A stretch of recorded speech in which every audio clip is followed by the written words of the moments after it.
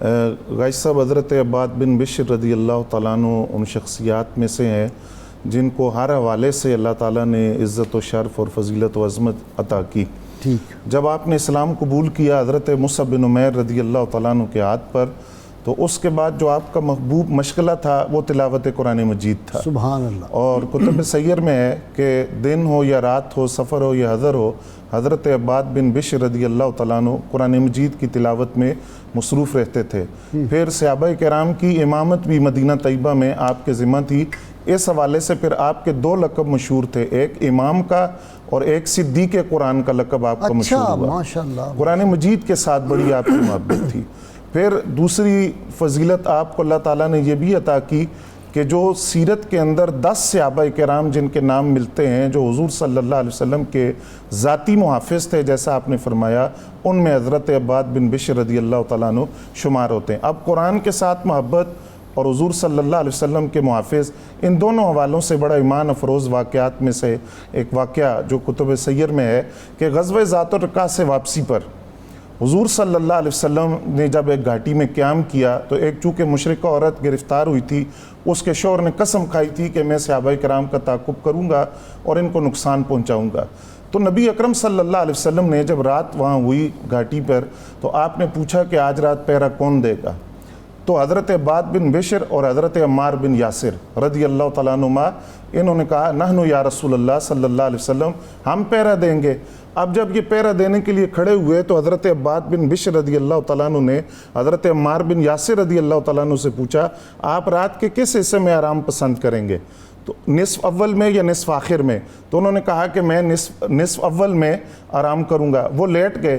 حضرت عباد بن بشر رضی اللہ تعالیٰ عنہ نے نماز کی نیت کی، نفل شروع کر دیے اور سورہ کہف کی تلاوت شروع کر دی. اس دوران دشمن کے ایک آدمی وہاں سے نکلا، اس نے ایک تیر پھینکا جو آپ کو لگا، آپ نے جاری رکھی تلاوت، پھر دوسرا تیر پھینکا، تلاوت جاری رہی، تیسرا تیر اس نے آپ کو مارا. پھر آپ اس حالت میں حضرت عمار بن یاسر رضی اللہ تعالیٰ عنہ کے قریب ہوئے، ان کو بیدار کیا. جب انہوں نے آپ کو اس حالت میں دیکھا تو انہوں نے آپ سے سوال کیا کہ جب آپ کو پہلا تیر لگا تھا تو آپ کو چاہیے تھا کہ آپ مجھے بیدار کر دیتے. تو حضرت عباد بن بشر نے جواباً کہا کہ عمار بن یاسر، میں قرآن پڑھ رہا تھا، سورہ کہف کی تلاوت کر رہا تھا اور میں نے یہ مناسب نہیں سمجھا کہ میں اس تلاوت کو روکوں. اس میں مجھے وہ لطف آ رہا تھا اور تب جا کے بتایا ہے جب بہت زیادہ خون نکل گیا تھا جسم میں. جی بالکل. پھر وہ اگلی بات، وہ اسی کی وضاحت بھی انہوں نے کر دی اور انہوں نے کہا اللہ کی قسم میں آپ کو بیدار نہ کرتا اگر مجھے اس بات کا اندیشہ نہ ہوتا کہ وہ ڈیوٹی جو سرکار نے میری لگائی ہے وہ ضائع ہو جائے گی، اگر مجھے اس کا خدشہ نہ ہوتا تو میں آپ کو بیدار نہ کرتا اور میں جو تلاوت کر رہا تھا میں اس کو تلاوت کو مکمل کرتا. تو ایک طرف تو یہ آپ کی پہریداری اور دوسری طرف قرآن کے ساتھ محبت.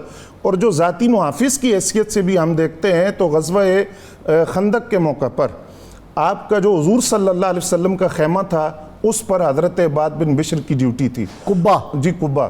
اور وہ تھا چمڑے کا. اچھا یہ جو گنبد بنتا ہے نا مسلمانوں میں، ہاں ہماری مساجد میں مزارات پہ، یہ وہی اصل آرکیٹیکٹ ہے. جی یہ اصل میں مسلمانوں کے ذہن میں یہ تھا، اسی لیے پھر حضرت عمر بن عبدالعزیز نے یہ بھی بنایا پہلے قبہ، اور پھر ترکوں نے اس کو اور ڈیولپ کیا اور اس کا رنگ وغیرہ جو کیا. جی تو اس کے لیے بھی ذاتی محافظ آپ تھے. وہاں حضرت سعد بن معاذ رضی اللہ تعالیٰ عنہ. ایک ایکسپلینیشن دے دوں. جی صحابہ کرام نے کمال کے قربان جائیں کتنی باریکیوں تک ان کی نظر تھی. باقی جو خیمے ہوتے تھے نا وہ چورس ہوتے تھے جس طرح ہم ٹینٹ لگاتے ہیں.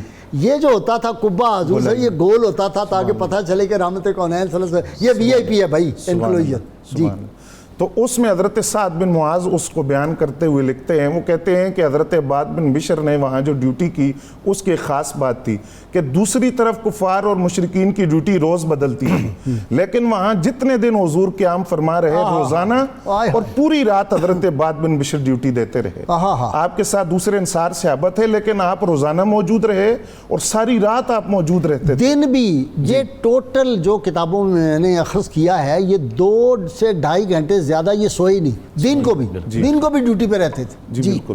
تو ذاتی محافظ کی حیثیت سے پھر آپ کی جرت اور بہادری کا عالم یہ ہے کہ غزوہ ذات الرقاع میں جب عبداللہ ابن ابی نے ایک نازیبہ جملہ کہا صحابہ کرام کے بارے میں، اور جب یہ خبر نبی علیہ السلام کو پہنچی تو وہاں حضرت فاروق اعظم رضی اللہ تعالیٰ عنہ موجود تھے، یہ بات سنتے ہی فوراً حضرت فاروق اعظم رضی اللہ تعالیٰ عنہ نے نبی علیہ السلام کی خدمت میں عرض کیا، حضور آپ فوراً عباد بن بشر کو بھیجیں، عبداللہ بن ابی کا سار و تار کر لائے۔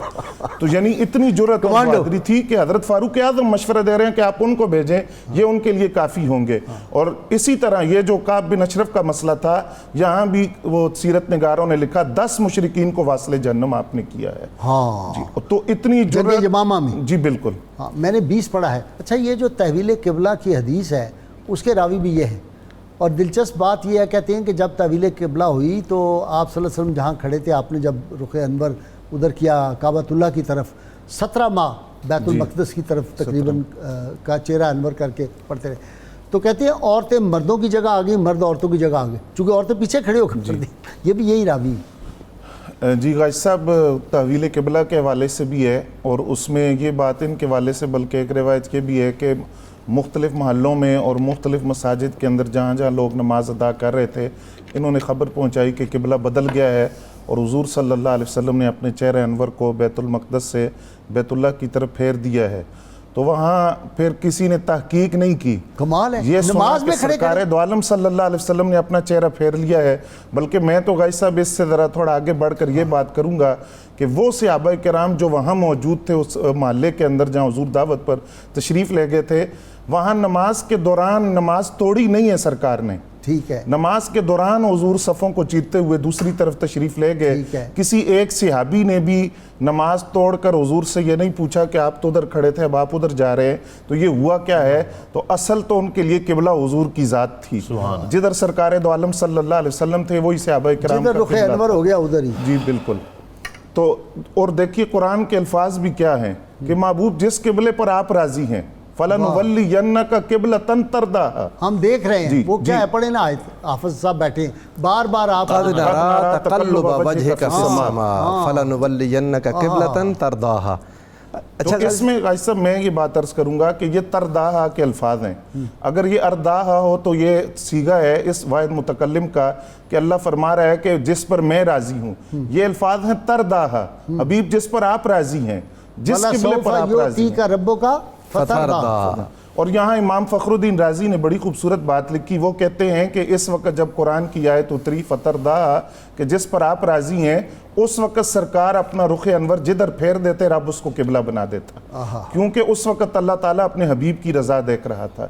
اچھا پھر آپ کے جمامہ کے حوالے سے آپ نے فرمایا، اس میں جو جملہ آپ نے ارشاد فرمایا، صحابہ کرام کو جو جوش آپ نے دلایا، فرمایا وَاحْتِمُوا جُفُونَ السُّیُوف، اپنی تلوار کی میانیں توڑ دو، اور تمہاری موجودگی میں اسلام پر کوئی آنچ نہیں آنی چاہیے۔ اور مسیلمہ کذاب کے اس لشکر کو اس قدر دھکیلا کہ اس باغ تک پہنچے جس کو حدیقۃ الموت کہا جاتا ہے، جہاں اس نے پناہ لی تھی، اس کے لشکر نے موت کا باغ، وہاں تک ان کو پہنچایا، اور وہاں پہنچا کر پھر اس کے لشکر کا جو اکثر حصہ تھا ان کو واصل جہنم کیا، اور اس باغ کا نام پھر مشہور ہو گیا حدیقۃ الموت، کہ یہاں جو اکثر لوگ تھے مسلمہ کذاب کے وہ مارے گئے۔ پھر دوسری بات غازی صاحب یہاں یمامہ کے حوالے سے کہ آپ نے فرمایا کہ جس طرح متحد ہو کر لڑے، اسی حوالے سے دیکھیے حضرت صدیق اکبر رضی اللہ تعالیٰ عنہ کے ہی دور میں طلحہ اسدی کے حوالے سے جو لشکر بھیجا گیا تھا، جب شکست ہو گئی طلحہ اسدی کو، تو اس نے اپنے لشکر سے پوچھا کہ فرق کیا تھا دونوں لشکر میں، یعنی میں نے تمہاری تربیت بھی کی، مال بھی لگایا، فرق کیا تھا دونوں لشکر میں؟ تو اس کی فوج نے بتایا کہ فرق یہ تھا کہ ہم لڑتے ہوئے ڈر رہے تھے کہ پہلے یہ مر جائے تو بہتر ہے میں بچ جاؤں، لیکن جو لشکر حضرت صدیق اکبر رضی اللہ تعالیٰ عنہ نے بھیجا تھا وہ محبت کی لڑی میں یوں پرو کر بھیجا گیا تھا، ان میں سے ہر ایک چاہتا تھا مجھے پہلے شہادت کی موت ملے، میرا ساتھی بچ جائے۔ اس جذبے کے ساتھ جب وہ لڑے تو وہ ہماری شکست کی وجہ بنی کہ ہم اپنے آپ کو بچا رہے تھے، وہ شہادت کے لیے اپنے آپ کو پیش کر رہے تھے۔ تو یہ صحابہ کرام کا وہ جذبہ ایمانی تھا